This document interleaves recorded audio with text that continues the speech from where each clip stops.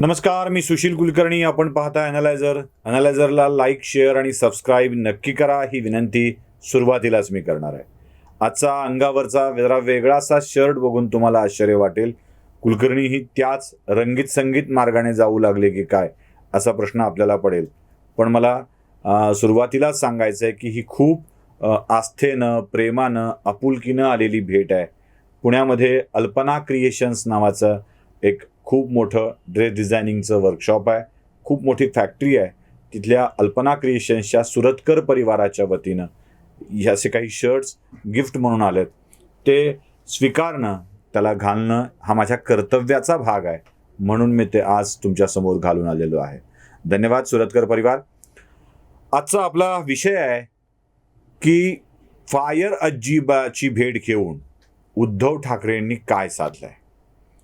खरं तर उद्धव ठाकरे फायर आजी म्हणजे चंद्रभागा आजींची भेट घेण्यासाठी गेले होते.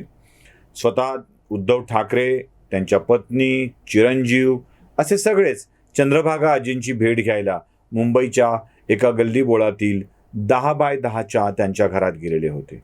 नेमकं त्याच वेळेला पंतप्रधान नरेंद्र मोदी यांना पुरस्कार प्रदान केला जात होता, लता दीनानाथ मंगेशकर यांच्या नावाचा. लता दीनानाथ मंगेशकर पुरस्काराला पत्रिकेत नाव नाही म्हणून उद्धव ठाकरेंनी बोलावणं आल्याशिवाय नाही असा निरोप धाडत कार्यक्रमाला हजर राहणं टाळलं. महाराष्ट्राचे मुख्यमंत्री चंद्रभागा आजीच्याकडे गेले, ज्यांनी स्वतःचं फायर असणं, फायर हूं मैं, झुकेगा नहीं साला असं विधान मातोश्रीच्या समोर केलं होतं. चंद्रभागा आजी या वयाच्या 80 वर्षापेक्षा अधिक आहेत, अगदी वयोवृद्ध आहेत आणि त्यांची शिवसेनेवरती नितांत श्रद्धा आहे. साधारणतः 50 दशकांच्या पेक्षा अधिकचा कालावधी त्यांनी शिवसेनेसाठी शिवसैनिक म्हणून घातलेला आहे. या सगळ्यामध्ये मला तुम्हाला एक इंटरेस्टिंग गोष्ट अशी सांगायची आहे की चंद्रभागा आजींनी शिवसेनेचं काम सुरू केलं असेल तेव्हा उद्धव ठाकरे जेमतेम शाळकरी वयाचे असतील, अगदीच लहान. कारण 60-62चे आत्ताचे मुख्यमंत्री जेव्हा चंद्रभागा आजी काम सुरू करत होत्या तेव्हा ते फार फार तर 5-6 वर्षाचे असावेत. या काळात चंद्रभागा आजींनी शिवसेनेचं काम सुरू केलेलं होतं. अगदी निष्ठेनं मुंबईतली शिवसेनेची धुरा या चंद्रभागा आजींनी आपल्या खांद्यावर घेतली आणि आता तीच धुरा खांद्यावर घेऊन त्या मातोश्रीच्या बाहेर पहारा देण्यासाठी आल्या होत्या. राणा दाम्पत्याला अडवण्यासाठी चंद्रभागा आजी आपलं वृद्धत्व विसरून तिथे आल्या होत्या आणि त्यांचं कौतुक करण्याची जबाबदारी उद्धव ठाकरेंनी स्वतःच्या खांद्यावर घेतली होती. मला यातला महत्त्वाचा मुद्दा सांगायचा आहे. चंद्रभागा आजी जेव्हा शिवसेनेचं काम सुरू करत होत्या तेव्हाही त्या 10x10च्या खोलीतच राहत होत्या आणि आजही उद्धव ठाकरे त्यांना भेटायला गेले तेव्हा त्या 10x10च्या खोलीतच राहत होत्या. मातोश्री या निवासस्थानानंतर आता मातोश्री 2 या टोलेजंग इमारतीचं निर्माण कार्य चालू आहे आणि त्या निर्माण कार्यात त्या मातोश्रीच्या समोर देखील पहारा देण्यासाठी, त्याचं रक्षण करण्यासाठी चंद्रभागा आजी हिरहिरीनं सहभागी असतील. इकडे आपला नेता बंगल्यावर बंगले बांधतो आहे, सत्तेच्या माड्यात चढतो आहे. नुसता नेताच नाही तर नेत्याची मुलं सुद्धा, इवन त्यांची पाहुणे सुद्धा सत्तेचे इमले बांधतायत. वरुण सरदेसाई मुंबई आमच्या साहेबांची, नाही कुणाच्या बापाची अशी घोषणा देत फिरतोय आणि याच वरुण सरदेसाईच्या या घोषणेला पाठिंबा देण्यासाठी 50 वर्षापूर्वी ही 10x10च्या खोलीत राहणाऱ्या चंद्रभागा आजी 50 वर्षानंतर देखील त्याच 10x10च्या खोलीतून शिवसेनेच्या समोर पहारा देण्यासाठी आलेले आहे. आदित्य काय, वरुण काय, उद्धव ठाकरे काय, बाळासाहेब ठाकरे काय, या सगळ्यांशीच त्या निष्ठा दाखवत आहेत. बाळासाहेबांनी सांगितलं उद्धवला सांभाळा, उद्धव सांगतायत आदित्यला सांभाळा. आता आदित्य अजून कोणाला सांभाळायला सांगेल. निर्मला आजींना आणि त्यांच्या मुलांना सांभाळण्याची जबाबदारी मात्र शिवसैनिकांच्यावरती आहे का, हाच मोठा प्रश्न या निमित्ताने उपस्थित होतो. तिकडे लता दीनानाथ मंगेशकर या पुरस्काराच्या पत्रिकेमध्ये उद्धव ठाकरेंचं नाव नाही म्हणून तो महाराष्ट्रातल्या 12 कोटी जनतेचा अपमान सांगणारं ट्विट राज्याचे मंत्री जितेंद्र आव्हाड करत सुटलेत, पण त्यांना हे आठवत नाही की देशाचा पंतप्रधान पुरस्कार घ्यायला महाराष्ट्रात आल्यावरती त्या पंतप्रधानाच्या पुरस्काराला हजर न राहणे हा 130 करोड भारतीयांचा अवमान होतो. 12 करोड मराठी माणसांचा अवमान जसा आव्हाडांना वाटतो, तसा 130 करोड देशवासियांचा अवमान देखील आव्हाडांना वाटला पाहिजे.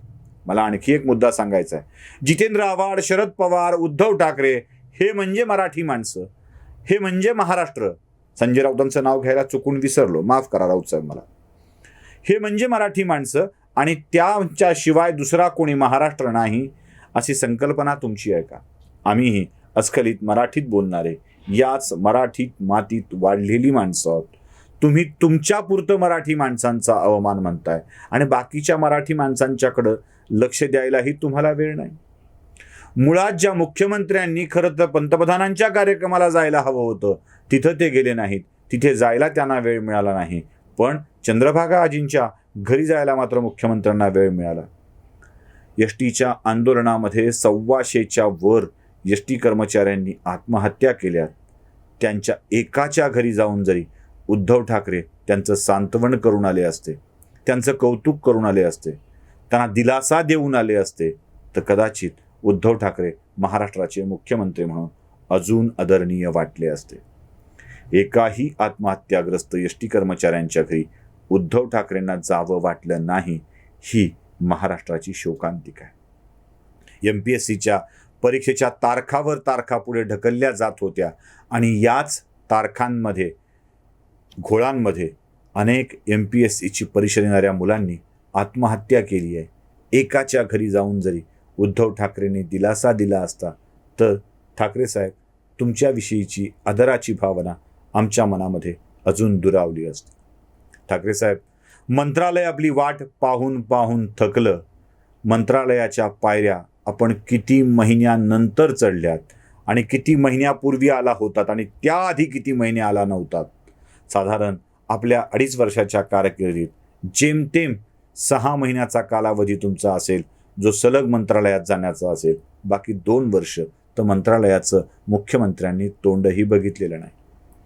विधान भवनात काही मिनिटांच्या पुरते संध्याकाळच्या वेळेला उत्तरं द्यायला टोमणे मारायला मुख्यमंत्री येतात आणि संपूर्ण अधिवेशन कालावधीत मुख्यमंत्री मात्र अनुपस्थित असतात. या सभागृहाचं अधिवेशन मुख्यमंत्र्यांच्या अनुपस्थितीत चालतं. याच्या आधीचं अधिवेशन मुख्यमंत्र्यांशिवाय झालेलं आहे आणि त्यानंतरच्या अधिवेशनात मुख्यमंत्री 2 ते 3 वेळेला सभागृहामध्ये हजर राहिले आहेत. अधिवेशनाच्या वेळी विधान सभागृहात जायला मुख्यमंत्र्यांना वेळ मिळत नाही, मंत्रालयात जायला मुख्यमंत्र्यांना जमत नाही.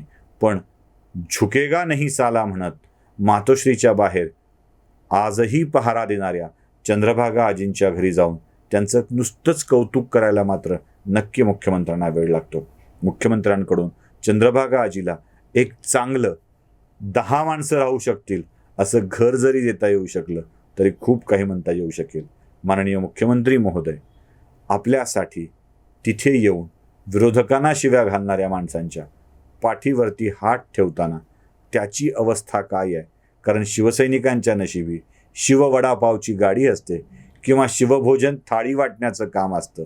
बाकी सगळी ईडीबीडीची चौकशी लागायची कामं ही आपल्या जवळची माणसं करत असतात. खरा लाभ त्यांना मिळतो आणि ही वडापावची गाडी चालवून आपली गुजराण करत असतात. चंद्रभागा आजीच्या आयुष्यातील हा आर्थिक संकटाचा काळ आपणही दूर कराल अशीच अपेक्षा करतो आणि थांबतो. धन्यवाद.